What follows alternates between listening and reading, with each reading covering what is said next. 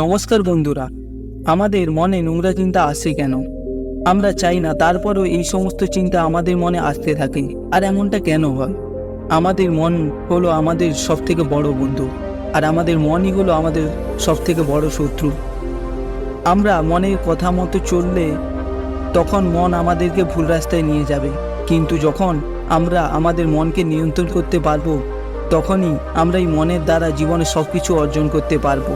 আমরা আমাদের মনের মধ্যে আসা নোংরা চিন্তাকে আটকানোর চেষ্টা করি, কিন্তু যত বেশি আমরা এই চিন্তাকে আটকানোর চেষ্টা করি, তত বেশি চিন্তাগুলো আমাদের মধ্যে বেশি আসা শুরু হয়ে যায়।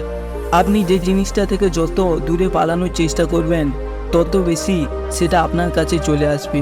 আর সেই কারণে সেই জিনিসটা থেকে পালিয়ে না গিয়ে আপনি সেটাকে নিয়ন্ত্রণ করা শিখুন।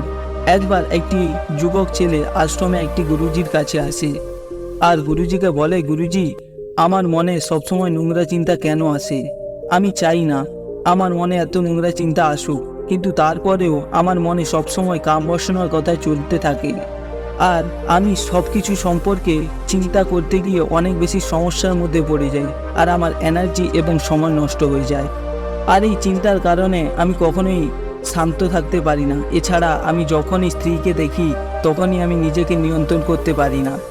এরপরেই গুরুজি একটু হাসে এবং ওই ছেলেটিকে জিজ্ঞাসা করে, তুমি কি তা জানো কামবাসনা কাকে বলে? এরপর ওই যুবক ছেলেটি উত্তর দেয়, গুরুজি, আমি সঠিকভাবে জানি না এই কামবাসনা কি, কিন্তু হ্যাঁ, এটা যাই হোক না কেন, খুবই খারাপ একটা জিনিস। এরপর গুরুজি বলেন, সবার আগে তোমাকে এটা বুঝতে হবে, প্রাকৃতিকভাবে যা কিছু আমাদের ভেতরে আছে সেটা খারাপ হতে পারে না। আমাদের জীবনে সেটার কোনো না কোনো প্রয়োজনীয়তা আছে। কাম বাসনা কোনো সময় খারাপ কিছু হতে পারে না। এটা হলো আমাদের মনের ভেতরের একটি ভাবনা, যেটা আমাদের মধ্যে কোনো না কোনো জিনিসের অভাবের অনুভব করায়। যেমন যদি আমার কাছে টাকার অভাব থাকে, তাহলে আমার মধ্যে টাকার বাসনা উৎপন্ন হয়ে যায়। আর এর অর্থ এটা নয় যে এই বাসনাটা খারাপ, বরং এটা হলো আমাদের মনের এক রকমের প্রয়োজনীয়তা। আর যখনই প্রয়োজনীয়তা শারীরিক হয়, তখন আমরা সেটাকে কাম বাসনা বলে থাকি। এরপর ওই যুবক ছেলেটি গুরুজিকে বলে, গুরুজি, আমি কাম বাসনা কি সেটা তো বুঝতে পারলাম, কিন্তু এখন আপনি আমাকে বলুন এটা কিভাবে আমাদের মধ্যে আসে আর কিভাবে এখান থেকে মুক্তি পাবো। এরপর গুরুজি বলেন, কাম বাসনা অন্য কোথা থেকেও আসে না, এটা আমাদের ভেতরেই থাকে। আর এটা আমাদের ভেতরে থাকা অনেক বেশি প্রয়োজন আছে, কারণ এটা না থাকলে মানব জাতির বিস্তার হতে পারতো না। এরপরে ওই যুবক ছেলেটি জিজ্ঞেস করে, যদি এটা আমাদের ভেতরে থাকে আর এটা যদি প্রয়োজন হয়, তাহলে মানুষ এটাকে খারাপ কেন মনে করে? এরপরে গুরুজি বলেন, এটাই হলো সমস্যা। আজ মানুষ কাম বাসনাকে ভুলভাবে বুঝছে, আর এই কারণে মানুষ এটাকে লুকিয়ে রাখায় এবং দাবিয়ে রাখার চেষ্টা করে। কাম বাসনা ভুল নয়, বরং এটাকে খারাপভাবে ব্যবহার করাটা হলো ভুল। মানুষ যাকে পছন্দ করে তার জন্যই বাঁচা শুরু করে, তার সম্পর্কে সব চিন্তা করে, কিন্তু এসব কিছু ভুল। ওই গুরুজি ছেলেটিকে বলেন, তুমি কি জানো পৃথিবীর প্রতিটি প্রাণীর মধ্যে কামবাসনা আছে? তখন ছেলেটি বলে, হ্যাঁ, আমি এটা জানি, কারণ তারা তো নিজের প্রজাতিকে বাড়াতে চায়। এরপর গুরুজি বলেন, তাহলে আমরা কেন অন্য প্রাণীর কামবাসনাকে খারাপ মনে করি না? এরপর ওই ছেলেটি বলে, গুরুজি, আমি সেটা জানি না, আপনি আমাকে বলুন। এরপরে গুরুজি বলেন, অন্য প্রাণীরা নিজের কামবাসনাটা আনন্দের জন্য ব্যবহার করে না, বরং এটা কেবলমাত্র নিজের প্রজাতিকে বাড়ানোর জন্য এটা ব্যবহার করে। অন্য প্রাণীদেরকেই প্রকৃতি এতটা বুদ্ধি দেয়নি যে তারা এই কামবাসনাকে নিজের সুখের জন্য ব্যবহার করবে। অন্যদিকে মানুষ নিজের বুদ্ধির সাহায্যে প্রকৃতি থেকে পাওয়া প্রত্যেকটি জিনিস নিজের সুখের জন্য ব্যবহার করে। আর এই কারণে মানুষ নিজের কামবাসনাকে সুখের একটা জিনিস তৈরি করে নিয়েছে। যদিও এই প্রকৃতি আমাদেরকে বংশবৃদ্ধি করার জন্য দিয়েছে, কিন্তু মানুষ নিজের জীবনে একটি লক্ষ্য তৈরি করে নিয়েছে। আর এইভাবেই কামবাসনার প্রতি নিজের নিয়ন্ত্রণ হারিয়ে ফেলাটাই হলো ভুল। এরপরে এই যুবক ছেলেটি গুরুজিকে জিজ্ঞাসা করে, গুরুজি, কিন্তু আমরা এই কামবাসনা নিয়ন্ত্রণ করতে পারি না কেন? এরপর গুরুজি বলেন, এখন আমি তোমাকে একটি ছোট্ট গল্প বলবো, আর সেটা খুবই মনোযোগ দিয়ে শুনবে, তাহলে তুমি তোমার সমস্ত প্রশ্নের উত্তর পেয়ে যাবে। এরপর গুরুজি বলেন, একটি আশ্রমে থাকা শিষ্য প্রতিদিন পাশের একটি গ্রামে ভিক্ষা করার জন্য যেত। যে গ্রামে শিষ্যটি ভিক্ষা করার জন্য যেত সেই রাস্তায় একটি নদী ছিল। আর একদিন ওই শিষ্যটি দেখতে পায় যে একটি ছেলে গাছের পেছনে লুকিয়ে কিছু একটা দেখছে। এরপর ওই শিষ্যটি ছেলেটির কাছে গিয়ে জিজ্ঞাসা করে, তুমি গাছের পেছনে লুকিয়ে কি দেখছো? তখনই ছেলেটি বলে, আপনি কি দেখতে পাচ্ছেন না আমি কি দেখছি?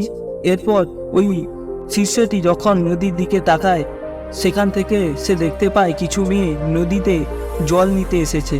এরপর শিষ্যটি ছেলেটিকে বলে, নদীতে তো কিছু মেয়ে জল নিতে এসেছে, আর এখানে লুকিয়ে দেখার কি আছে? এরপরে ওই ছেলেটি শিষ্যটিকে বলে, আপনি বুঝতে পারছেন না আমি এখানে কি দেখছি? একবার ভালো করে দেখুন ওই মেয়েগুলো কত সুন্দর, তারা কিভাবে নদীতে জল নিচ্ছে। একবার ওই মেয়েগুলোর শরীরটা দেখুন, একবার ওই মেয়েগুলোর সুন্দর মুখগুলো দেখুন। এরপরে শিষ্যটি পুনরায় নদীর দিকে তাকায়, আর এইবার শিষ্যটি অনেকক্ষণ ধরে তাকিয়ে থাকে। এখনো পর্যন্ত শিষ্যটি কোনো কিছুই দেখতে পাচ্ছে না।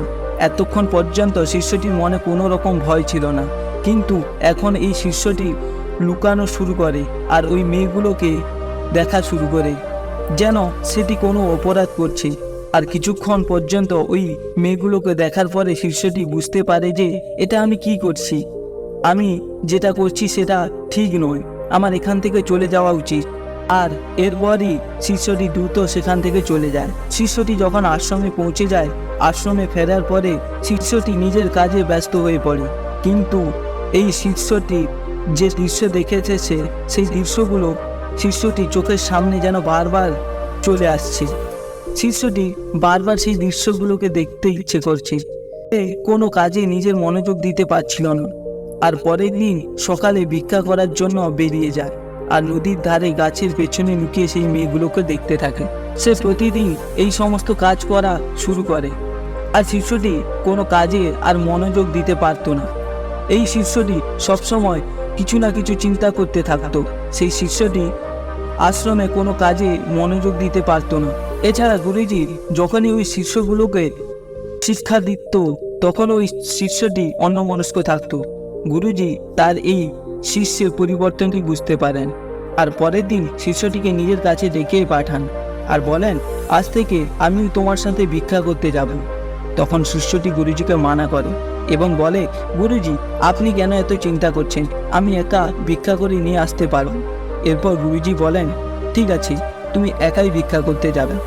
পরের দিন যখন ছেলেটি ভিক্ষা করতে বেরিয়ে যায়, তার কিছুক্ষণ পর গুরুজিও আশ্রম থেকে বেরিয়ে যায় এবং ওই শিষ্যটি পেছনে পেছনে যেতে শুরু করে।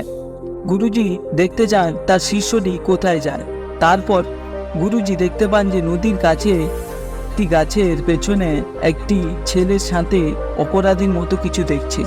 এরপর গুরুজি দেখতে পান ওনার শিষ্য ও ওই ছেলেটি লুকিয়ে নদীতে জল নিতে আসা মেয়েগুলোকে দেখছে।